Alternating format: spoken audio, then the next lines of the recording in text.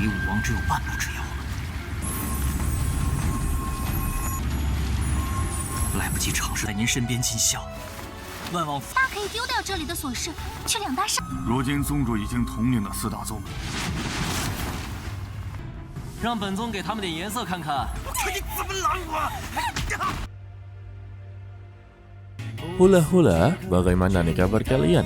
Semoga kalian dalam keadaan baik-baik saja, sehat selalu, serta dilancarkan rezekinya ya guys. Amin. Pada kesempatan kali ini, kita akan melanjutkan tongwa dari Peerless Battle Spirit, tepatnya untuk episode 65, yang dimana kita sudah mengetahui kalau Sekte Xuanling telah dalam bahaya besar, sebab untuk kekaisaran, tepatnya untuk kaisar kelima telah lahir, yang tak lain adalah ayahnya dari Ouyang Jun, yaitu Ouyang Ba. Jadi otomatis untuk Ouyang Jun juga dia telah mengambil Sekte Xuanling. Serta Qinan juga mendapati sebuah pesan undangan kalau sebentar lagi Qing Shui akanlah menikah dengan Ouyang Jun. Lantas dia sebagai juniornya tidaklah terima. Jadi dia berjuang keras untuklah meningkatkan kekuatannya untuk memulai peperangan dengan Sekte Xuanling. Kalau begitu, langsung saja kita masuk ke dalam ceritanya. Untuk Qinan sendiri yang berada di dalam lautan kesadarannya, dia merasa kekuatan ini masihlah belum cukup untuklah datang ke Sekte Xuanling dan mengalahkan Ouyang Jun. Karena tubuh jiwa dewa perangnya ini sangatlah membutuhkan banyak sekali pil untuklah menerobos. Untuk sampai sekarang ini saja, dia belum berhasil untuklah menerobos. Tetapi dia begitu sangatlah berterima kasih kepada tetua Sanlao karena telah memberikan beberapa ilmu bela diri. Jadi dia begitu sangatlah percaya dia bisalah menang ke Sekte Xuanling. Lalu tidak lama dari itu juga, Xian Miao Miao langsunglah datang untuklah menemui dirinya dengan memberitahu jika dia terus-terusan berlatih itu sama saja percuma. Jika dia tidak pergi ke Sekte Xuanling sekarang juga, maka sepertinya sudah terlambat untuk menyelamatkan senior Qing Shui. Begitu juga dengan Qinan yang mendengarnya, dia merasa sudah terlambat untuk mencoba menerobos ke alam raja bela diri. Lantas, Qinan pun haruslah berpamitan dulu kepada orang tuanya, tetapi dia di sini ragu untuklah berpamitan. Kok bisa ya? Beruntung saja sebagai sang ayah dia telah mengetahui niat dari Qinan dan dia meminta kepadanya untuk masuk saja ke ruangannya karena dia sudahlah mengenal dekat tentang anaknya. Dia tahu kedatangannya ini untuklah mengucapkan selamat tinggal kepada dirinya. Dan permintaan dia kepada anaknya kalau Qinan sama sekali tidak perlu untuk merasa bersalah, tidak perlu untuklah bersedih dan juga tidak perlu merasa marah dengan dirinya sendiri. Dan jika ini adalah keputusan dia untuklah bertindak, dia sebagai ayahnya tidak akanlah menghentikannya karena dia sudah melihat Qinan telah dewasa daripada yang lain. Mendengar itu, Qinan sebenarnya sudahlah mengetahui kalau ayahnya begitu sangatlah khawatir kepadanya sebab untuk memasuki Sekte Xuanling itu sama saja seperti memasuki sebuah perangkap dan dia akanlah dalam bahaya besar. Karena ujung-ujungnya nanti Qinan akanlah menghadapi kekaisaran ya. Lantas Qinan pun langsunglah bersujud ke arah ayahnya dengan berkata kalau anak ini akanlah dalam bahaya besar dan dia tidak tahu kapan dirinya bisa untuklah kembali. Dan jika memang nantinya terjadi sesuatu yang tidaklah diinginkan, dia sungguh meminta maaf atas semua kejadian ini karena dia masihlah belum sempat berbakti kepada orang tuanya. Jadi dia berharap kepada ayahnya, dia haruslah bisa untuk menjaga dirinya sendiri. Lantas sebagai sang ayah langsunglah mengangkat tubuh dari Qinan sembari berkata ini semua untuklah kebajikan, untuklah persahabatan. Dia haruslah melakukan semua ini karena dia tahu yang mana baik dan mana yang buruk. Sebab untuk seluruh keluarga Qin telah mengetahui Qinan telah menjadi dewasa. Jadi pada intinya, sebagai sang ayah, dia mengizinkan dirinya untuklah bertarung melawan antek-antek dari Sekte Xuanling. Sayangnya, dia masihlah belum begitu rela jika nantinya Qinan tidak ada kabar untuklah pulang kembali. Atau lebih tepatnya meninggal dunia ya guys. Setelah mendapati izin, Xian Miao Miao, Jinan, dan juga Long Hu langsunglah menuju ke Sekte Xuanling. Sesingkatnya, setiba di Sekte Xuanling, keberadaan dari Jinan langsunglah disembunyikan oleh teman-temannya. Dan kini mereka semua langsunglah berkumpul di tempatnya Gongyang, yang dimana mereka akanlah berdiskusi untuk membuat sebuah rencana mengambil Sekte Xuanling kembali. Tetapi di sini, Jinan akanlah tertuju mengambil 2 tempat suci cepat atau lambat.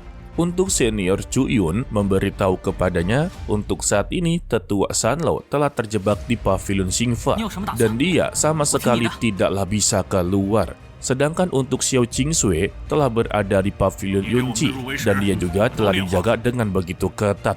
Dan pertanyaan mereka semua kepada Jinan, apa rencana dia? Rencana dari Jinan, dia membutuhkan mereka semua untuklah berpencar, yang dimana dia inginlah menarik perhatian aliansi militer milik dari Ouyang Jun. Sementara itu, untuk tetua Sanlou yang sedanglah dipenjara di pavilion Xingfa, dan ia sedanglah berbicara serta dihasut oleh tetua botak yang mimin lupa namanya, tetapi dia ini adalah ketua balai hukum. Di sini dia meminta untuk tetuanya ataupun gurunya meminum anggur yang akanlah diberikan. Jika dia meminum anggur, maka dia akanlah dibebaskan. Tetapi secara otomatis dia telah bersumpah untuklah berada di bawah kehendak dari Kaisar kelima serta Ouyang Jun. Tetapi di sini tetua Sanlou menolak mentah-mentah sembari berkata kalau dia tidak pernah mengajarkan untuk murid-muridnya bekerja sama dengan orang yang begitu jahat, dan mereka malah menganggap mereka ini adalah orang yang begitu sangatlah bijaksana. Mendengar itu, ketua balai hukum menjadi begitu sangatlah kesal, padahal posisi dia sudah sangatlah begitu terpojok, tetapi masihlah percaya diri untuklah diselamatkan oleh muridnya. Jadi jangan salahkan dirinya jika suatu saat nanti dia akanlah kehilangan rasa hormat kepada dirinya.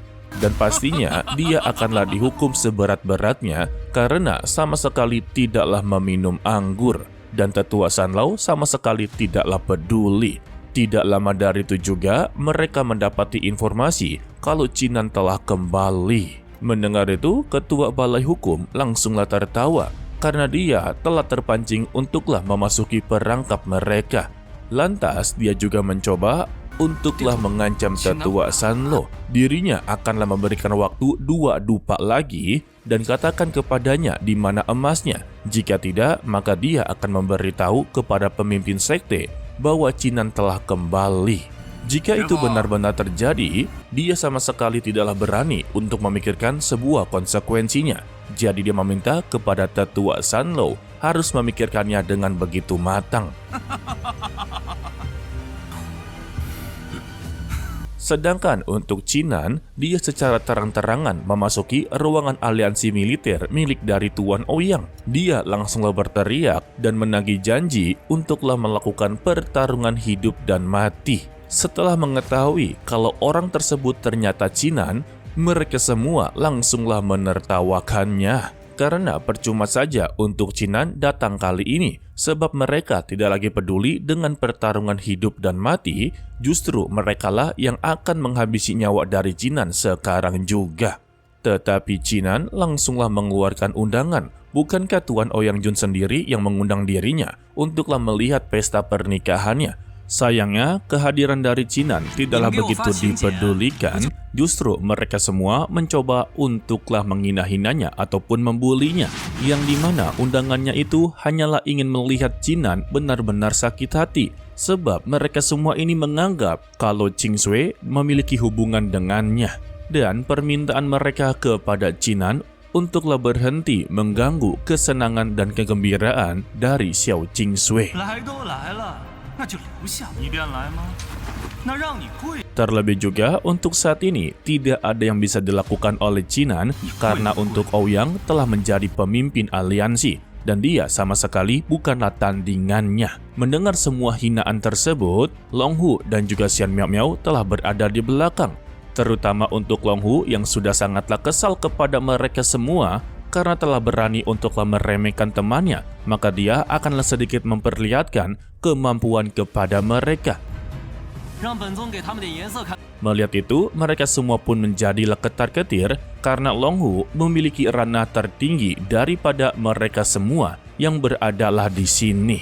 Terlebih untuk Xian Miao Miao sudah pasti ditakuti oleh semua para murid, dan Leng Feng mencoba untuklah menghinanya lagi. Bisa-bisanya dia membawa preman untuklah melindungi dirinya. Baginya itu adalah sebuah tindakan pengecut, dan Cinan hanyalah berkata kepada dirinya, dia sudahlah mengetahui kalau undangan ini hanya diperuntukkan mempermalukan dirinya saja. Dan tugas dari Leng Feng hanyalah sekedar untuk membuat dia kesal, tetapi semua itu tidak akanlah berguna di hadapannya. 你们这样羞辱我，不就是想把我击？ Dan jangan lupa, mereka masihlah mempunyai janji untuklah melakukan pertarungan hidup dan mati. Sontak untuk Leng Feng yang merasa diremehkan, dia pun langsunglah menerimanya. Dan dia akanlah membuat pertandingan ini begitu sangatlah menarik dan juga semakinlah meriah sebelum pernikahan benar-benar dimulai. Sehingga salah satu dari mereka pun menyuruh untuk bawahannya mengirimkan berita ini kepada Tuan Ouyang Jun. Sementara itu, kita diperlihatkan sosok dari Xiao Qingsui yang sedanglah mengenakan gaun pengantin. Di sana juga ada Tuan Ouyang Jun yang sedanglah mabuk-mabuk karena untuk hari ini dia sudah begitu sangatlah senang sebab hari ini adalah hari pernikahan mereka. Ditambah kultivasi milik dari Xiao Qingsui ternyata telah disegel, jadi dia sama sekali tidaklah bisa berbuat apa-apa. Ketika dirinya inginlah dinodai oleh Tuan Ouyang Jun, bawahannya telah datang dan memberitahu kalau Cinan telah kembali. Dan sekarang dia dan Leng Feng telah berada di istana kehidupan dan kematian yang akanlah melakukan pertarungan. Mendengar itu, Tuan Ouyang Jun menjadi begitu sangatlah senang karena ini adalah pertunjukan yang begitu sangatlah menarik. Dan dia sangatlah yakin kalau Leng Feng sudah pasti akanlah menang dari pertarungan ini. Hai. Namun siapa sangka setelah dia keluar dari ruangannya dan meninggalkan tempat tersebut, ternyata bawahannya ini adalah antek-antek dari Cinan sendiri yang sedanglah menyamar, yang tak lain adalah Cu Yun dan juga Xiao Leng. Kok bisa-bisanya kecolongan ya? Maka ya bisa dipastikan penjagaan dari Xiao Qingsui sebenarnya tidaklah begitu ketat. Kenapa dari awal tidaklah mencoba untuk menyelamatkannya dan pergi dari sana? Ya ini mah sebenarnya tergantung studionya sendiri ya. Tetapi untuk part berikutnya, ya sudah pasti kita akan melihat pertarungan Cinan melawan senior Leng Feng. Sebenarnya untuk hasilnya kita sudahlah akan mengetahui siapa yang akan menang. Tetapi kita inginlah melihat reaksi dari Tuan Ouyang Jun yang nantinya akanlah ditantang oleh Cinan untuk bertarung guys. Untuk lebih jelasnya, kita akan melihat di part berikutnya, yaitu hari Sabtu ya guys. Oke lah, sepertinya cukup sampai di sini saja dulu untuk video kali ini. Mimin ucapkan terima kasih kepada kalian yang telah menonton sampai akhir. Pesan dari Mimin, tetaplah menjadi orang yang baik, walaupun itu sangatlah sulit. To be continue, sampai jumpa di video berikutnya. Bye-bye. 来不及尝试在您身边尽孝。万王府，大可以丢掉这里的琐事，去两大山。如今宗主已经统领了四大宗，让本宗给他们点颜色看看。你怎么拦我？